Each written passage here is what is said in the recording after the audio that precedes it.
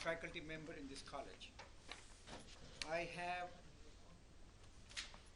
the distinct honor of chairing this panel that is called the Music and Literature, Bringing People Closer or Divided.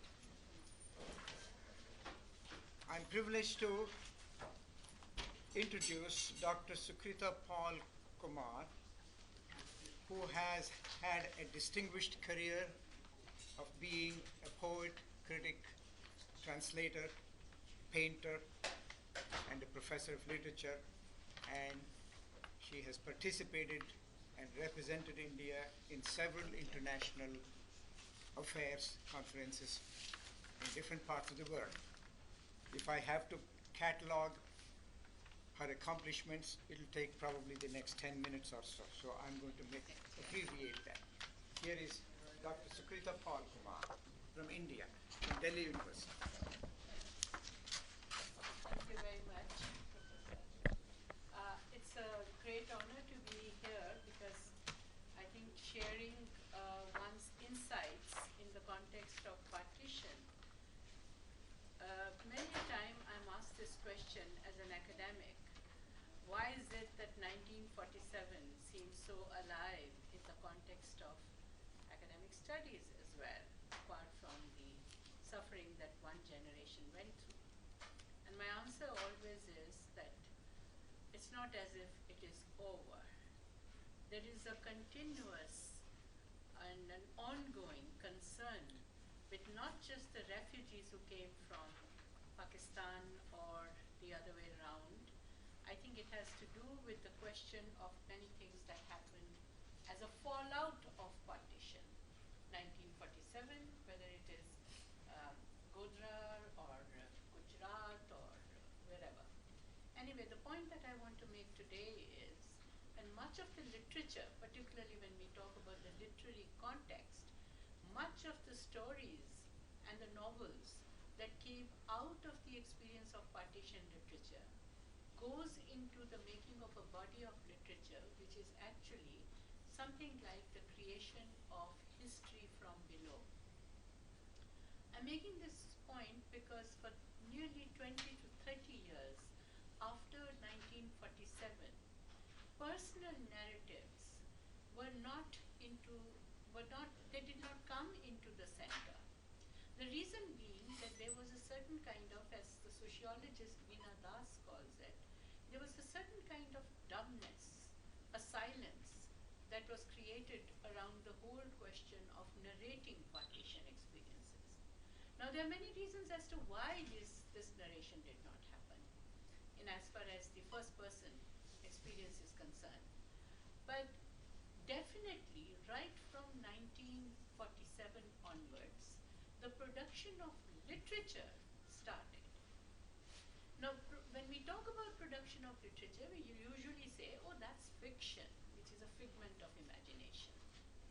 And I make a point in my book called Narrating Partition when I say that this figment of imagination is so rooted in the context of partition experience itself that it is very important for the historians not to look at the history of partition from above, from the top, just in the context of taking on figures and statistics of how many died and how many migrated and what were the political reasons as to why partition happened and what were the arguments, who were to be blamed for it, etc., etc.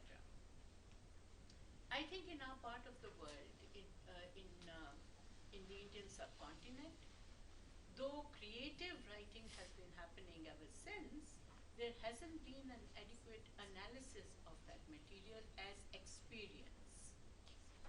And it is that I want to focus on, to be able to critically examine as to how, which some of you may have heard of, how is it that somebody like Urvashi Butalia, 30, or was it 35 years after partition happened, wrote a book called The Other Side of Silence. And why is it that Boundaries and Borders, the book came out again about 35 years later by Ritu Menon? Because there was a deliberate, and I would call it an engineered forgetfulness.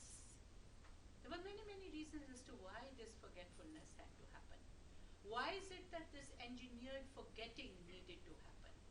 Because number one, immediately, of course, the question is that if there are, particularly in the context of West, we're talking about Punjab, partition happening through the way it happened, Radcliffe just drew the line, the cartographer, who had absolutely no cultural knowledge of the subcontinent and was asked to draw the line, the boundary. He just took the pen and he drew it unthinkingly.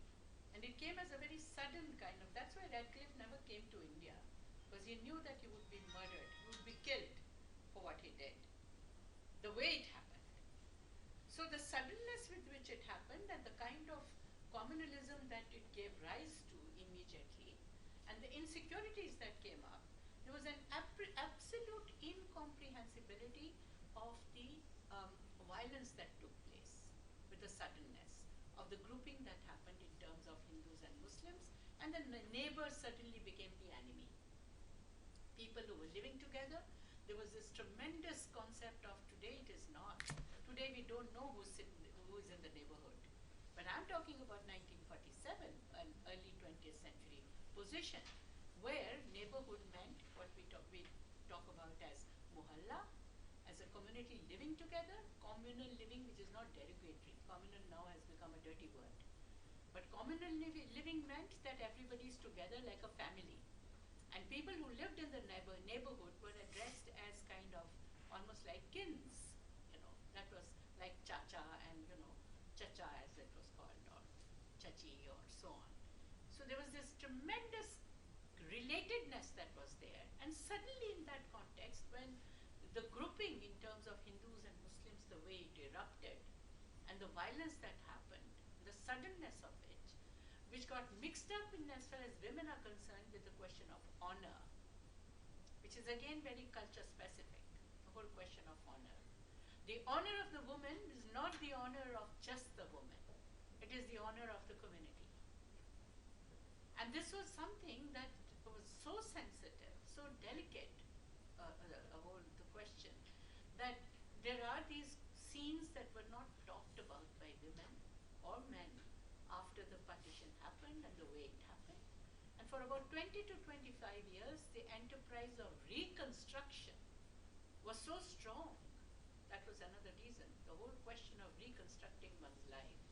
It was so strong that we know that whether it is some place like Delhi or Amritsar, and on this side of the border, or on the other side of the border, whether you go to Lahore or in Karachi, people did not want to talk about the gruesome violence out of, number one, guilt, and number two, because these were what we call in inverted commas, honorable men and women. And who would really say that I killed my sister? And why?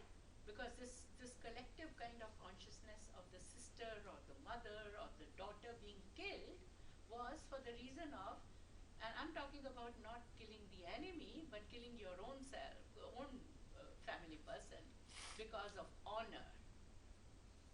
And I'm particularly talking about this in the context of women, because of honor killings that continue to happen even today. And these honor killings that happened at that time, in fact, creeped in only in literature, what we call fiction, which is telling you greater truth than reality, the reality of silence. And that's what I want to pause and talk about, you see. So whether you're looking at somebody like a great writer like Bhisham Sahni, a Hindi writer, who wrote a book called Tamas, which of course the film has been made. There are TV serials now, people are talking about it. But we're talking about it now in the last 10 to 15 years, all of this is happening. Why the silence all those 30, 40 years? Is primarily because of the kind of cultural context that we have. So we need to go deeper into the situation of the culture of silence in that context. And if we are talking about culture of silence, and we are talking about Urvashi Butalia writing the book called The Other Side of Silence, which actually is exploration of a very pregnant silence in literature. And this pregnant silence in literature, which is throwing up images, which is throwing up more real images than what reality is all about, because we have been very hypocritical about it. We have put this kind of reality under the carpet. We've been sweeping it under the carpet, not talking about it. And then comes in 1980s a phase when this silence is kind of deflated and the noises come up, and people like Ritu Menon, Urvashi Butalia, I joined in, and we started writing and thinking and talking and critiquing the literatures that were produced by famous writers now. And I don't have only people like Vishal Sahni in mind. Which are the languages I'm thinking of? I'm thinking of languages like Urdu, Hindi, Punjabi, English, Bengali, little bit in Korea, and also somewhat, I think, Assamese. These are the languages where this literature was coming out in. Why? Because these are the peoples who were most affected, the peoples of these languages. But these are the languages which were giving the stories of greater truth than the narration of truth as it may be. Because that narration was not happening. It was just not happening. So Urvashi goes to villages around Amritsar quietly, almost in disguise, to dig these personal narratives out of much older women now, who pretended amnesia, who didn't want to talk about why and how, when they came back, when some of these abducted women, when they came into camps, which were camps for rehabilitation of women, for instance. And there are stories by Rajendra Singh Bedi, a very well-known Urdu writer, who writes a story called Lajwanti. And what greater truth do we want than that? He talks about how in Lajwanti, the story, it's a short story, but a very telling story about the position. Women, abducted women, brought together in a camp for families to come and claim their women. So families, which means what? Husbands and brothers and whoever, they would come there and decide that these women don't belong to them. They would be forced to come. They might even come emotionally feeling very charged for an instant, but then they would refuse to recognize the women. Why? The whole question of honor. These women were abducted women. So in the story Lajwanti, the story goes very delicately into the question of how a man who goes into the street by screaming out, about how women should be received and acknowledged as one's own, and they should be brought back to their families, etc. When it comes to his own woman who is discovered, he is not in a position to say she doesn't belong to him. He brings the woman home, but does not treat her as a wife. And that torture of not belonging to the same man, and Lajwanti and Lajo, she was called Lajo earlier, she turns into a distant creature like Lajwanti. Lajwanti, the meaning of Lajwanti in Hindi is what? It is the name of a flower, it's a plant, which is touch me not. It kind of slouches the moment it is touched. So the kind of distance that came between man and woman, so either it was that distance or it was killing, which of course you see in Bhisham Sani's novel, how women chose to commit suicide by jumping into the wells. It's a very well-known fact. Because rather than getting abducted or raped or anything, or getting the dishonor for the family and the community, forget about themselves, they jumped into the wells. And these are true facts.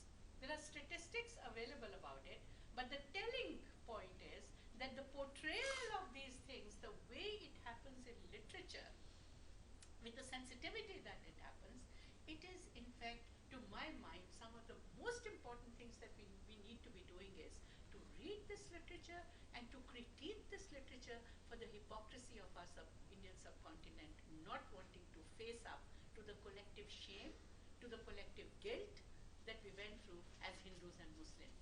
And we keep going through that over and over again. So the exorcising that is not happening is partly because we are not confronting these realities, because even the killings, as Veena Das, the sociologist, and Ashish Nandi, they are ranting away, writing so much on these matters, as to talking about how it is so significant sociologically and historically and in culture studies to look at this material and understand as to why did these killings happen. So they are culturally rooted. So we have to approach this entire phenomenon in a very, very holistic fashion.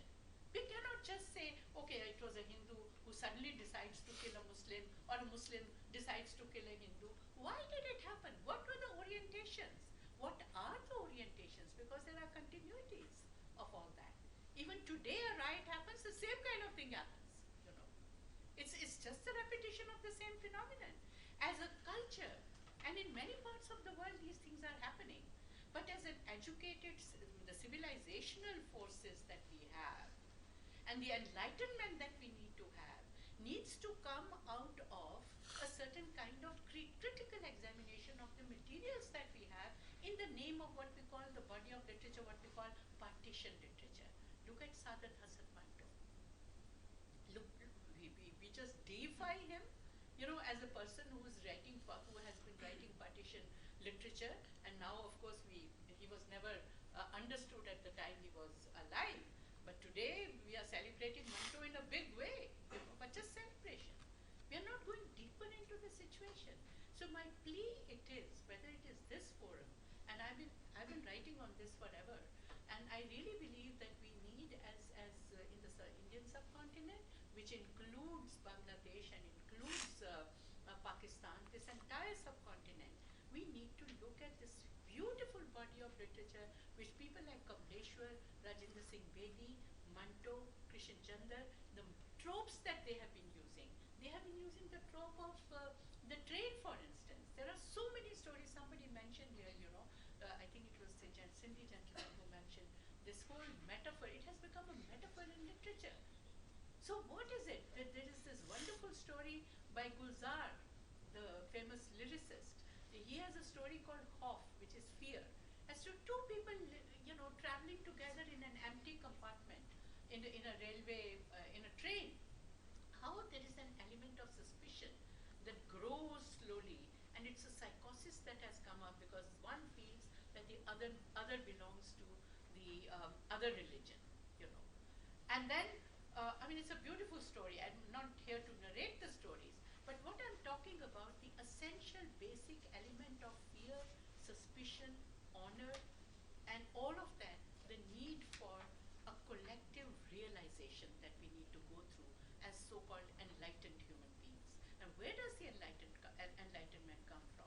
Today, historians like Mushirul Hasan, I don't know if you've heard of that. Mushirul Hasan has volumes on partition, you know. So what is he doing? He's looking at short stories. He's looking at, you know, Gyanendra Pandey. He's here in Colombia, a historian. He is using partition literature also. People are beginning to look at that.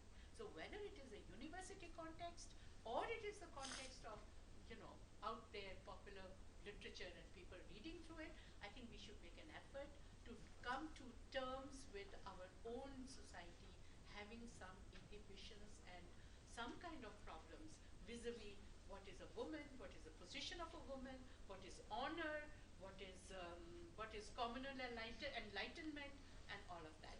I can narrate a lot of stories, but I think we have very little time, and perhaps with this I will just stop by mentioning, and you can ask me questions, because I have a whole book and many, many articles on this.